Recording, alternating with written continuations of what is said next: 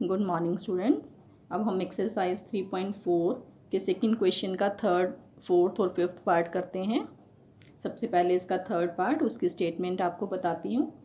दो अंकों की संख्या के अंकों का योग 9 है।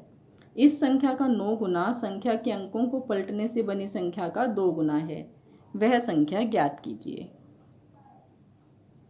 हमें एक दो अंकों की संख्या ज्ञात करनी है। तो दो अंकों की संख्या में आप जानते हैं कि एक अंक इकाई का होता है और एक दहाई का अंक। तो मान लेते हैं कि इकाई का अंक x है और दहाई का अंक है y। तो संख्या क्या बनेगी? देखिए, अगर संख्या 52 हो, मैं आपको एक एग्जांपल लेके बताती हूँ कि अगर संख्या 52 हो तो इकाई का अंक है 2 और दहाई का अंक है 5। तो 2 और 5 से 52 कैसे बनेगा? आप 5 को 10 से गुना करेंगे, यानी दहाई के अंक को 10 से गुना करेंगे और उसमें इकाई का अंक जोड़ देंगे। तो 5 दहाई 50 और 2 52। तो यानी दहाई के अंक को हमें 10 से गुना करनी होती है। अगर सैकड़े का अंक है तो 100 से गुना करनी है, इकाई का अंक है तो 1 से गुना करनी है और सभी संख्याओं को जोड़ देना है। ये बहुत छोटी छोटी क्लासेस में, थर्ड, फोर्थ, फिफ्थ क्लास में आप पहले करते रहे हैं। इसको एक्सपेंडेड फॉर्म कहते थे कि उसका स्थान की वैल्यू लिखिए कि जिस स्थान पे अंक लिखा गया है। अब जैसे ये दहाई का अंक है तो इसकी प्लेस वैल्यू 50 है और ये 2 है, तो ये 50 कैसे बनेगा? 5 गुना 10 50। तो कुल मिला के हमें दहाई के अंक को 10 से गुना करनी है और उसमें इकाई का अंक जोड़ देना है। यही हमने यहाँ पे किया है। संख्या बनाने के लिए दोनों अंकों से संख्या किस प्रकार बनेगी? 10y plus x। दहाई के अंक को 10 से गुना किया और उसमें इकाई का अंक जोड़ दिया। तो प्रश्न के हिसाब से दोनों अंकों का योग 9 है, यानी x प्लस वाई बराबर 9। और दूसरी स्थिति हमें बताई गई है कि इस संख्या का 9 गुना संख्या के अंकों को पलटने से बनी संख्या का 2 गुना है। इस संख्या का 9 गुना, ये संख्या जो हमें दी गई है, इस संख्या का 9 गुना, ये हमने देखिए 9 से गुना कर दिया। इस संख्या का 9 गुना संख्या के अंकों को पलटने से बनी संख्या। अंकों को कैसे पलटेंगे? x की जगह y की जगह x। तो अंकों को पलट के क्या संख्या बनेगी? 10x plus Y. ये रही 10x प्लस वाई। इस संख्या का 9 गुना अंकों को पलटने से बनी संख्या का 2 गुना बराबर है। हमें ये दिया गया है कि इस संख्या का 9 गुना, तो इसे 9 से गुना कर दी और इसको अंकों को यदि पलट दें, यानी x की जगह y की जगह x, तो उसका 2 गुना वो बराबर है। ये हमने बराबर कर दिए। अब इसे हम थोड़ा सिंप्लीफाई कर लेते हैं।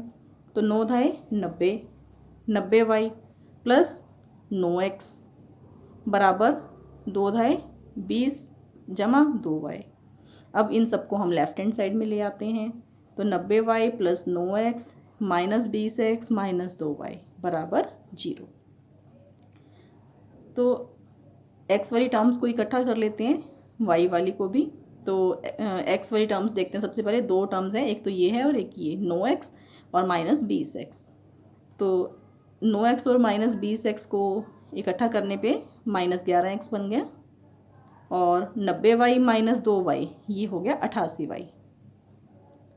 तो ये इक्वेशन बन गई -11x प्लस 88y बराबर 0। तो हम देख रहे हैं कि 11 से इसको डिवाइड किया जा सकता है ताकि थोड़ी सी सिंप्लीफाइड और बन जाए। हमने इस इक्वेशन को 11 से भाग कर दिया। 11 से भाग करने के बाद ये बन गया -x प्लस 8y बराबर 0।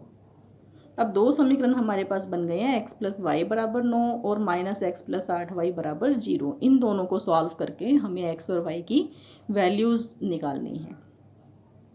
तो ये x है इक्वेशन 1 में और इक्वेशन 2 में है -x। तो सिंपली हम इन दोनों इक्वेशंस को ऐड कर देते हैं ताकि ये x कैंसिल हो जाए। तो समीकरण 1 और समीकरण 2 को जोड़ने पर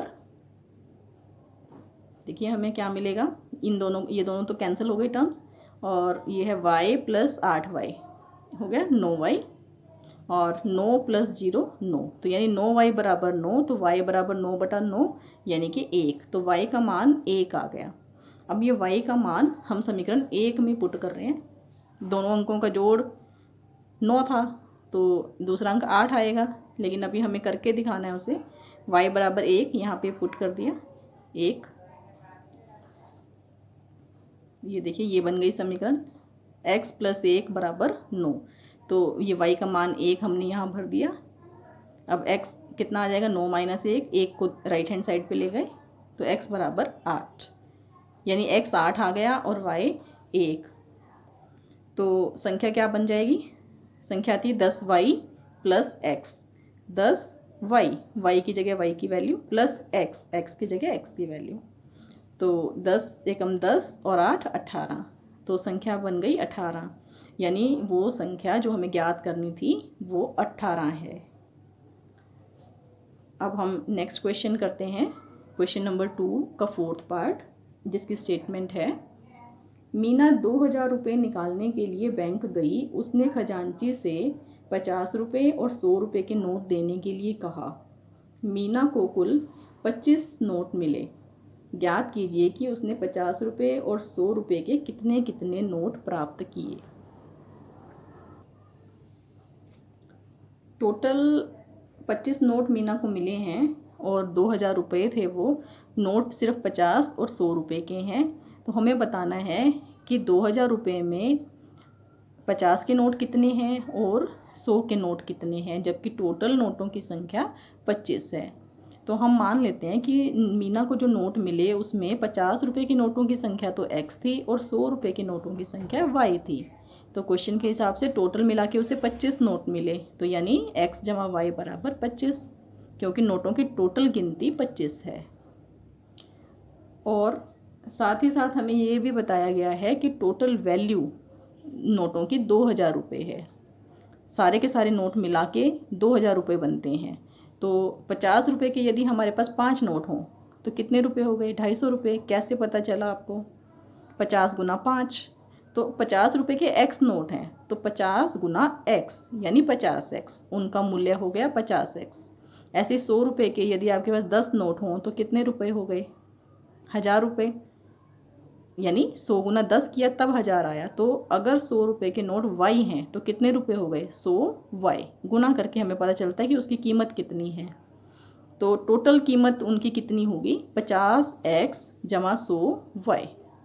ये हमने लिख दिया 50x = 100y।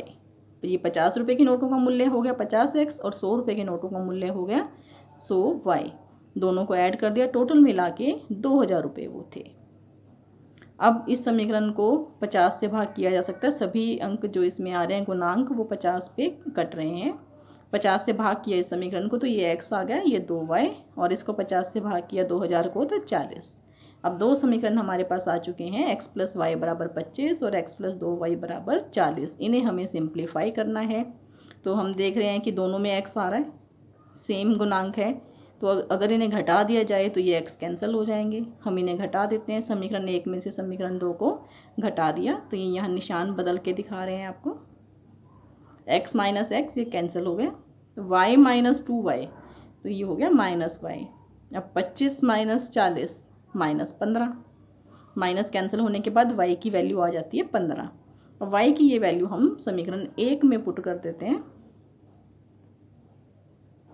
तो x + 15 बराबर 25, ये y की जगह पे 15 लिखा है हमने। तो x बराबर 25 - 15 यानी कि 10। तो इसका मतलब मीना को जो 50 रुपये के नोट थे वो 10 मिले हैं और 100 रुपये के जो नोट थे वो उसे 15 मिले हैं।